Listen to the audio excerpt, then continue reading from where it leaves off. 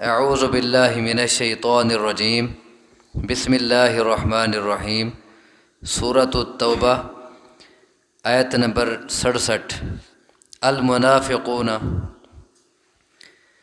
وہ لوگ، وہ مرد جو منافق ہیں، والمنافقات، اور منافق عورتیں، بعضهم من بعض، بعض ان کا بعض سے ہے، یأمرون بالمنکر، حکم دیتے ہیں وہ برائی کا، وینہون عن المعروف، اور روکتے ہیں وہ اچھائی سے، ویقبضون ایدیہم، اور وہ بند کر لیتے ہیں اپنے ہاتھ، نسوا اللہ، انہوں نے اللہ کو بھلا دیا، فنسیہم، پس اس نے انہیں بھلا دیا، ان المنافقین هم الفاسقون، بے شک منافق ہی فاسق ہے، نافرمان ہے۔ منافقوں کی اور کچھ خرابیوں کا تذکرہ ہو رہا ہے ان آیات مبارکہ میں۔ فرمایا المنافقون والمنافقات بعضهم من بعض، منافق مرد اور منافق عورتیں بعض ان کا بعض سے ہے، یعنی یہ سب ایک کچھ ہیں، یا یہ ایک دوسرے کے آپس میں دوست ہیں، تمہارے ساتھ ان کی کوئی دوستی نہیں ہے۔ پیچھے آیا تھا کہ منافق قسمیں اٹھا اٹھا کے کہتے ہیں کہ وہ تم میں سے ہیں، یعنی ایماندار ہیں۔ اس عید میں تردید کی گئی کہ وہ آپس میں ایک کچھ ہیں، آپس میں ان کی دوستیاں ہیں، تمہارے ساتھ ان کا کوئی تعلق نہیں ہے، تمہارے ساتھ ان کا کوئی دلی لگاؤ نہیں ہے۔ یأمرون بالمنکر وینہون عن المعروف، وہ حکم دیتے ہیں برائی کا اور روکتے ہیں اچھائی سے، یعنی الٹ کام کرتے ہیں۔ لیکن عام طور پر ایک لفظ آپ سنتے ہیں، امر بالمعروف والنہی عن المنکر۔ امر بالمعروف، اچھائی کا حکم دینا، والنہی عن المنکر، برائی سے روکنا۔ یہ ایک مومن کی صفت ہے، بلکہ یہ ایک مومن کا مشن ہے۔ قرآن مقدس میں اور جگہ کہا گیا ہے، کنتم خیر امت اخرجت للناس، تم ایک بہترین امت ہو، تمہیں لوگوں کے لیے بھیجا گیا ہے۔ تمہارا کیا اصل کردار ہے، کیا مشن ہے؟ تأمرون بالمعروف وتنہون عن المنکر، کہ تم اچھائی کا حکم دیتے ہو، برائی سے روکتے ہو۔ لیکن منافق اس کے الٹ کرتے ہیں، یأمرون بالمنکر، وہ برائی کا حکم دیتے ہیں، وینہون عن المعروف، اور اچھائی سے روکتے ہیں، بالکل الٹ چلتے ہیں اس کے۔ اور اس بات کی ایک جھلک ایک جگہ دکھائی گئی ہے کہ وہ کیسے برائی کا حکم دیتے ہیں۔ سورۃ المنافقون آیت نمبر 7، ہم الذین یقولون، یہ منافق تو وہ لوگ ہیں جو کہتے ہیں، لا تنفقوا علی من عند رسول اللہ، کہ ان پہ خرچ نہ کرو جو اللہ کے رسول کے پاس ہیں۔ اب یہ اللہ کے راستے میں خرچ کرنا یہ ایک اچھائی ہے، معروف ہے، ایک نیکی ہے، لیکن وہ اس نیکی سے روک رہے ہیں۔ منافق تو وہ ہیں جو کہتے ہیں کہ جو اللہ کے رسول صلی اللہ علیہ وسلم کے پاس ہیں ان پہ خرچ نہ کرو، حتیٰ ینفضوا، تاکہ وہ بھاگ جائیں۔ یہ جو باہر سے آئے ہیں مہاجرین، تم ان کی روٹی بند کر دو، ان کی خوراک بند کر دو، ان کو رہائش نہ دو، یہ خود بخود بھاگ جائیں گے، چلے جائیں گے۔ اللہ تبارک و تعالیٰ اس کا جواب دے رہے ہیں، وَلِلَّهِ خَزَائِنُ السَّمَاوَاتِ وَالْأَرْضِ، آسمانوں اور زمین کے خزانے اللہ کے پاس ہیں، وَلَٰكِنَّ الْمُنَافِقِينَ لَا يَفْقَهُونَ، لیکن منافق بے سمجھ ہیں، سمجھتے نہیں ہیں۔ وہ یہ سمجھتے ہیں کہ ہم جو ان کی خوراک بند کر دیں گے اور ہم جو ان کو چندہ دینا بند کر دیں گے، ان کا کام رک جائے گا۔ منافق بے سمجھ ہیں، انہیں کیا پتہ کہ آسمان و زمین کے خزانوں کا مالک اللہ ہے،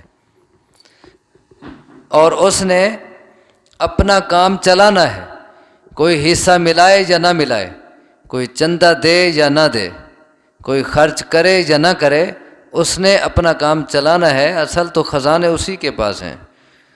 تو فرمایا منافقین برائی کا حکم دیتے ہیں اور اچھائی سے روکتے ہیں۔ وَيَقْبِضُونَ أَيْدِيَهُمْ، اور اپنے ہاتھ بند رکھتے ہیں۔ یقبضون، قبضہ کہتے ہیں عربی میں مٹھی کو، مٹھی بند کرنے سے قبضہ کہتے ہیں۔ اب جو چیز مٹھی میں ہو مضبوط ہوتی ہے، کوئی نہیں لے سکتا، تو اپنے ہاتھ کی مٹھی بنا لیتے ہیں، بند رکھتے ہیں اپنے ہاتھ۔ یہ کنایہ ہے بخل اور کنجوسی سے، یعنی اللہ کے راستے میں خرچ نہیں کرتے، تو خود بھی خرچ نہیں کرتے، دوسروں کو بھی برائی کا حکم دیتے ہیں اور نیکی سے روکتے ہیں، اور خود بھی اللہ کے راستے میں خرچ نہیں کرتے۔ جبکہ اس کے برعکس ایمانداروں کی صفت کیا ہے؟ آپ نے شروع میں پڑھا تھا اس سورۃ البقرہ کے شروع میں، ھدی للمتقین الذین یؤمنون بالغیب ویقیمون الصلاۃ ومما رزقناہم ینفقون، کہ یہ کتاب ہدایت ہے ان ایمانداروں کے لیے جو متقی ہیں، پرہیزگار ہیں۔ ان کی صفت کیا ہے؟ کہ وہ غیب پہ ایمان رکھتے ہیں، نماز کی پابندی کرتے ہیں، اور ہم نے انہیں جو رزق عطا کیا ہے وہ اس میں سے خرچ کرتے ہیں۔ یہ ایمانداروں کی صفت ہے۔ اور منافقوں کی صفت کیا ہے؟ یقبضون ایدیہم، وہ اپنے ہاتھ بند رکھتے ہیں، کنجوس ہیں، خرچ نہیں کرتے، کیونکہ ان کا اصل مقصد آخرت تو ہے نہیں، وہ آخرت کو تو مانتے نہیں، ان کے سامنے ہے دنیا، اور جس کے سامنے دنیا ہو آخرت نہ ہو پھر اس کے دل میں حرص رہتا ہے کہ دنیا زیادہ سے زیادہ بنے میرے پاس اور چلی نہ جائے دنیا، تو پھر وہ خرچ کرنے پہ آمادہ نہیں ہوتا۔ یہ اسی بارے میں ایک حدیث سنن ابن ماجہ میں ہے، کس بارے میں؟ کہ برائی کا حکم اور اچھائی سے روکنا۔ سنن ابن ماجہ کی حدیث ہے، رسول اللہ صلی اللہ علیہ وسلم فرماتے ہیں کہ اس بندے کے لیے مبارک ہے جو خیر کی چابی ہے اور شر کے لیے تالا ہے، اور اس بندے کے لیے تباہی ہے، بربادی ہے، جو خیر کا تالا ہے اور شر کی چابی ہے۔ مفہوم آپ سمجھ گئے ہوں گے۔ پھر کہتے ہیں ہم اس بندے کے لیے طوبیٰ، مبارک ہے، خوشخبری ہے، جو خیر کی چابی ہے، جس کے ذریعے خیر کے راستے کھلتے ہیں، جو لوگوں میں خیر پہنچاتا ہے۔ چابی کا کام کیا ہوتا ہے؟ کھولنا۔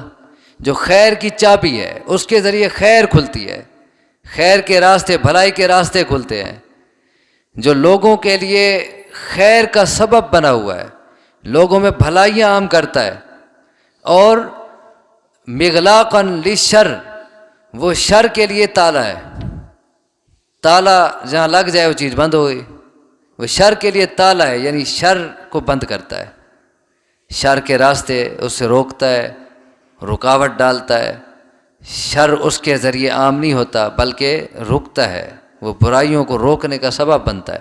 اس کے لیے کیا؟ طوبیٰ، مبارک۔